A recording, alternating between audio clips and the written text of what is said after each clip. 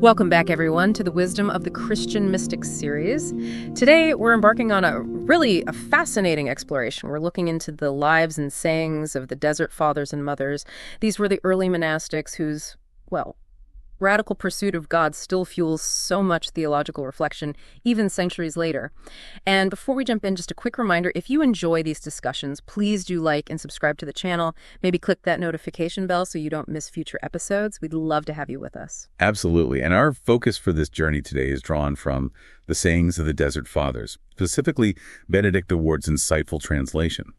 This collection, it really gives us these profound glimpses into the asceticism, the wisdom, and the truly unique spirituality that blossomed back then. You know, the deserts of Egypt, Syria, Palestine, all during the early centuries of the church. Precisely. So our aim today is to trace the origins of this really compelling movement. We want to understand the different forms it took out there in the desert landscape and, really unpack some of the key themes that emerge from their powerful sayings. And importantly, we want to consider what these ancient insights might offer to those of you listening who are engaged in theological study today. Okay. So maybe let's start at the beginning. Where did this all actually begin? Well, the emergence of desert monasticism, it really kicks off in Egypt around the 4th century AD. That's a truly significant development. By about the year 400, Egypt was, it was a vibrant hub. You had solitary hermits, but also more structured monastic communities coexisting. Right, and the source material highlights that this monastic life, it showed up differently in different places, didn't it? Geographically distinct ways. So first, in Lower Egypt, we find that solitary hermit life. And the key figure there, I suppose, is St. Anthony the Great, a Copt, a layman, lived roughly 251 to 356 AD. Anthony's story is absolutely foundational, yes. Yeah. The tradition says that when he heard Jesus' words, go, sell all you have and give to the poor and come and follow me. He felt that as a direct personal call, a real summons. So around 269 AD, he withdraws, steps away from mainstream Christian society, heading deeper and deeper into the desert's isolation. He lived an incredibly long life, to 105 apparently, and is quite rightly honored as the father of monks. Wow, 105. His influence must have been immense. Oh, huge. He attracted countless disciples, and actually many of the scenes we'll be looking at, they originate from Anthony and this early hermit tradition. What's particularly striking, I think, is just the sheer determination involved, the commitment that radical withdrawal represents. Okay, so that's Lower Egypt. Then if we move south to Upper Egypt, a different model started to take shape. Coenobetic monasticism, the Thomius, right, near Tabanisi. He lived, 290 to 347 AD? He set up a more communal type of monastic life? That's right. And this marked a really significant evolution. It was quite different. Instead of, individual hermits gathering sort of loosely around a spiritual mentor, Pachomius created actual communities, brothers living together under a common rule, sharing work, sharing prayer. Interestingly, while we have fewer specific sayings directly attributed to this Pachomian tradition, its impact was profound. Its influence on the broader history of monasticism, it just can't be overstated. It provided this crucial blueprint for communal monastic living that spread everywhere. That's fascinating. It raises that question, doesn't it? How did shifting from solitary life to communal life change their spiritual disciplines, their insights? It's a key question. The dynamics must have shifted considerably. And then finally, if we go further north and west of the Nile Delta, we find Nitria, and then even further south, Cetis. These areas became centers for groups of ascetics living in what they called lavra, or skate, often under an abba, a spiritual father. Okay, lavra or skete, so kind of a middle ground between hermit and full community. Sort of, yes. Nitria, because it was closer to Alexandria, it acted as a kind of meeting point, an interface between the wider world and the deeper desert. It was often where people had their first encounters with desert spirituality. Think of someone like John Cassian visiting and learning there. But Cetis, further south, fostered something a bit different, a more maybe intellectually oriented Greek-influenced monasticism. Evagrius Ponticus was a key figure there. And it's actually from these regions, Nitria and Cetis, that we have this incredibly rich collection of sayings attributed to revered abbas like Moses, Pambo, Abraham, Sisos, John Colobos, the two Macari. I mean, the list goes on. The sheer volume of wisdom from that area suggests a really vibrant spiritual culture then. Absolutely. Dynamic. Lots happening. So these sayings themselves, they weren't just written down straight away, were they? How did that happen? From oral tradition to text? Exactly. It wasn't instant. The sayings first circulated orally, probably in Coptic, Syriac, Greek, reflecting the diverse languages of that early monastic world. Over time, these powerful words, these accounts of exemplary deeds, they were recorded, partly to preserve the tradition, but also crucially to inspire future generations. Later they got translated into Latin, which helped them spread even further. Their main purpose was always spiritual formation, edification for later monks. The guiding principle for keeping them, for including them in collections, was their spiritual value. Did they lead people toward salvation? They were seen as potent, life-giving words, passed down from spiritual fathers to their disciples, their spiritual sons and daughters. It sounds like a very organic process, constantly shaping itself. Oh, completely. The tradition was remarkably fluid, Sayings were remembered, passed on generationally. Sometimes they get attributed to different figures. They even got adapted to new contexts. They were shared and reshared. And the people compiling these collections, the early copyists, they often rearranged things, maybe even edited the material a bit. They weren't necessarily aiming for a strict historical record in our modern sense. It was more about the spiritual impact. Different communities might develop their own collections, maybe focusing on their founder or a key figure.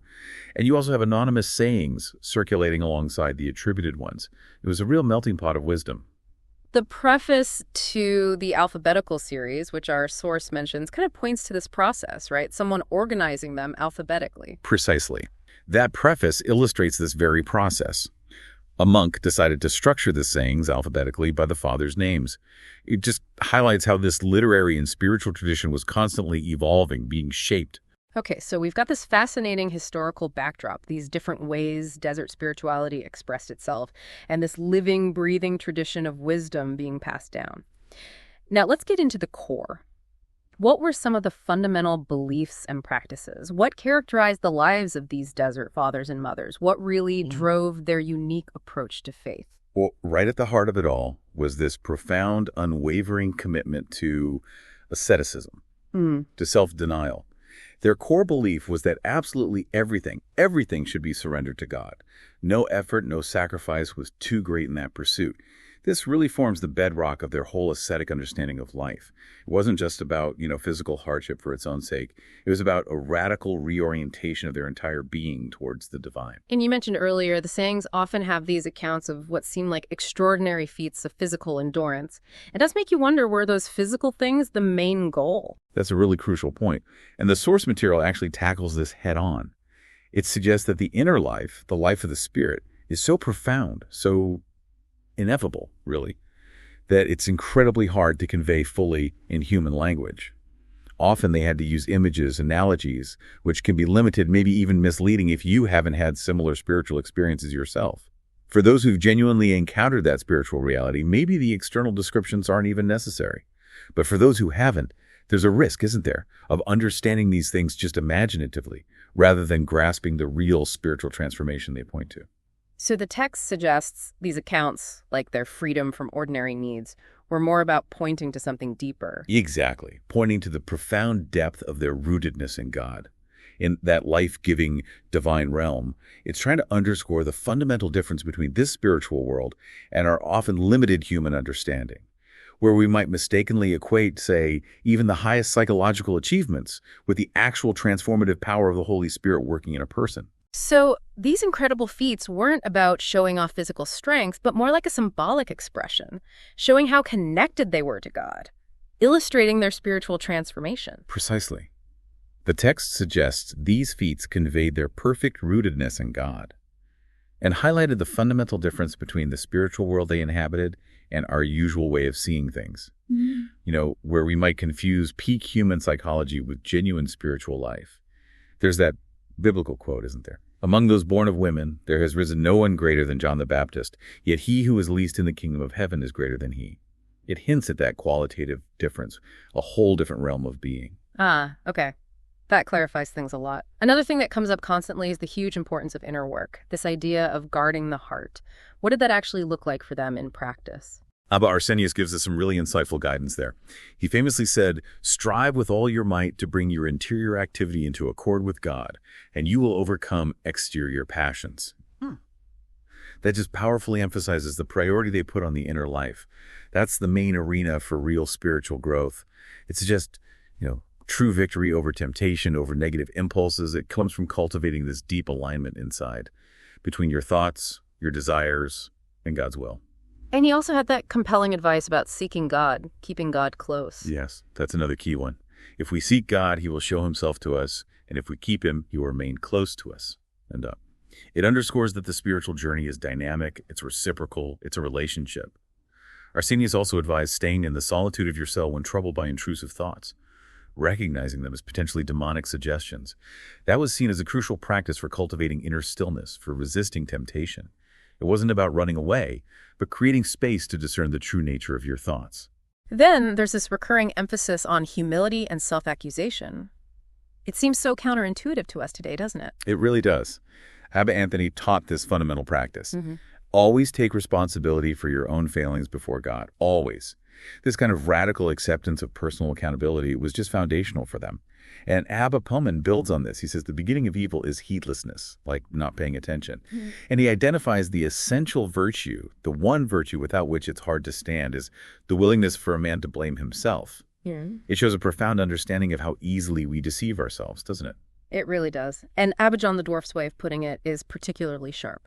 Oh, it is so astute. He observed, we have put the light burden on one side, that is to say, self-accusation, and we have loaded ourselves with a heavy one, that is to say, self-justification. He even links humility to the story of Joseph in the Bible. Humility led to Joseph being sold into Egypt, yes, but it also ultimately elevated him. It reveals this deep understanding of humility, not as like putting yourself down constantly, but as a path to true strength. Real spiritual transformation. What does it tell us about ourselves that we so often grab that heavy burden of justifying ourselves? It's a searching question, isn't it? It's a completely different way of thinking.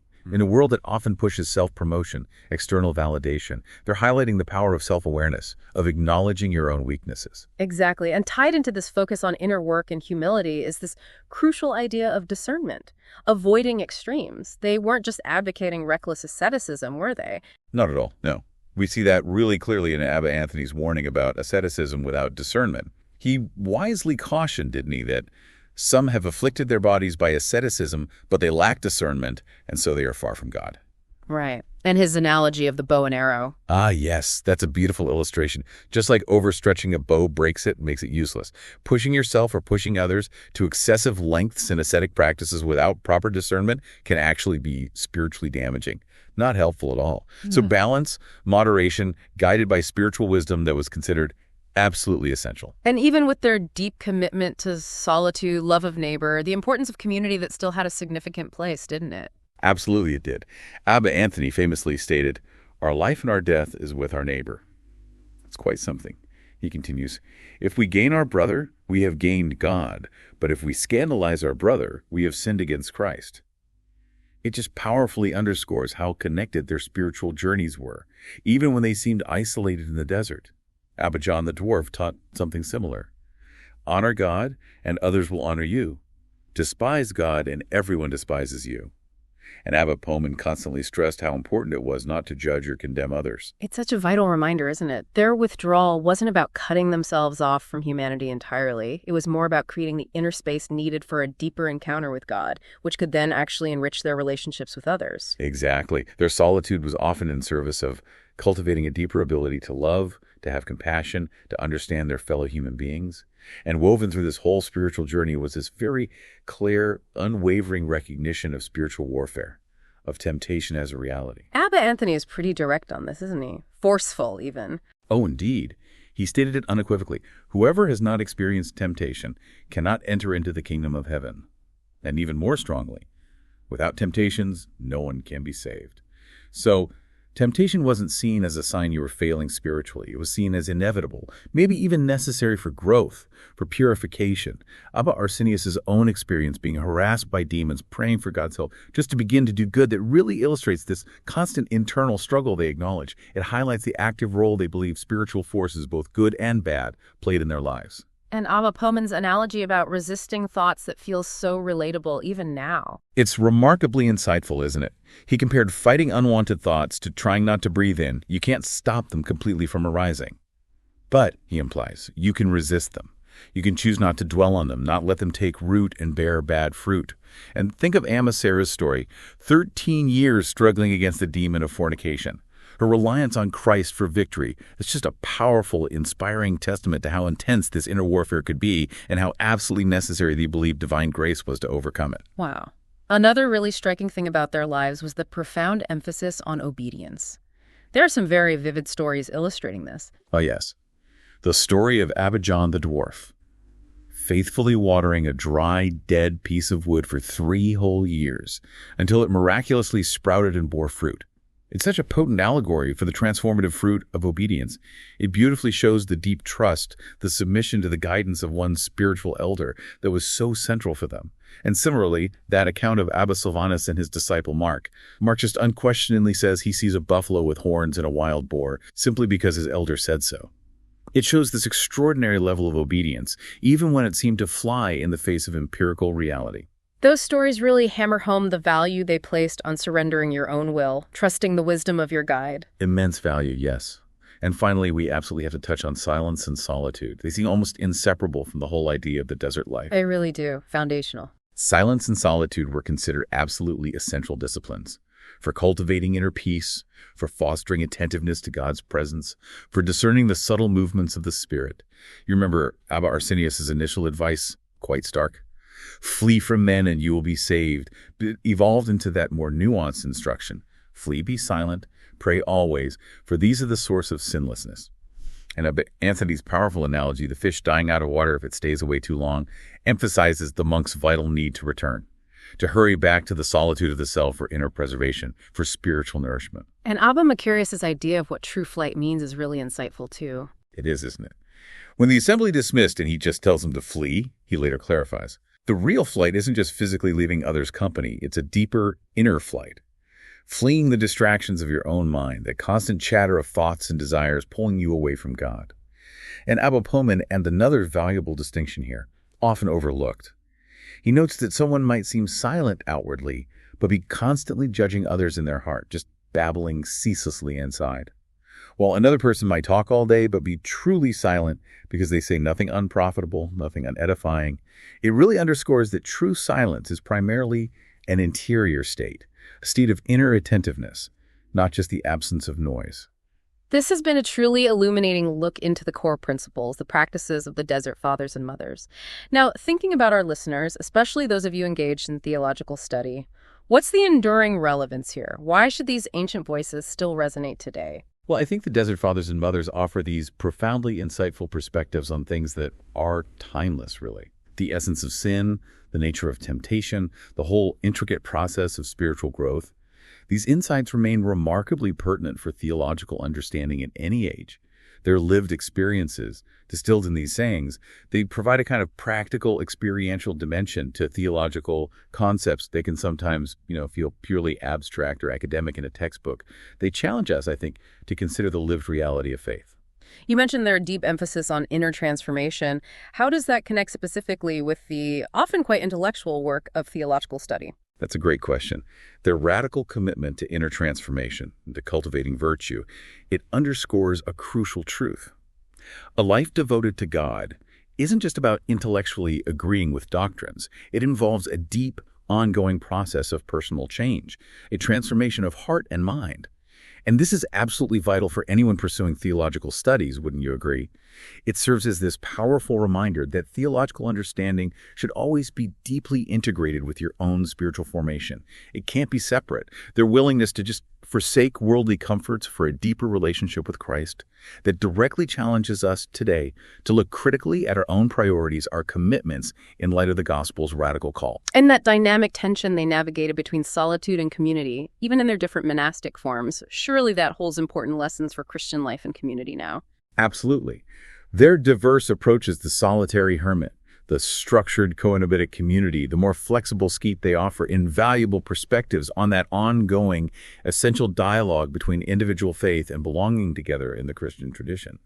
For theological students, these models provide such a rich source for reflecting on the very nature of the church, on the different ways Christians are called to live out their faith in relationship with each other, and the importance of finding that healthy balance between personal devotion and communal life. And what about the very practical, almost down-to-earth wisdom in the sayings? Can that help someone grappling with the challenges of theological study itself, like the day-to-day struggles? Oh, definitely. The sayings are just brimming with practical wisdom that speaks directly to the real challenges of faith and intellectual work. Their insights on, say, the danger of pride, huge in academic settings sometimes. The persistent problem of distraction, we all know that one. The temptation to judge others. These are perennial human struggles, and they certainly show up in theological study. So their emphasis on self-awareness, the need for discernment in our intellectual pursuits, and the foundational role of humility in seeking truth. These serve as invaluable guides for navigating the demands, both academic and spiritual, of theological education. It really does seem to circle back to that core principle of humility, doesn't it? Like it's the bedrock of their whole spiritual and intellectual way of being. It really does. Yes. That enduring call to humility, to self-awareness, which is so central to their spirituality, it serves as this crucial, indispensable foundation, not just for deep spiritual growth, but also for rigorous, honest theological inquiry.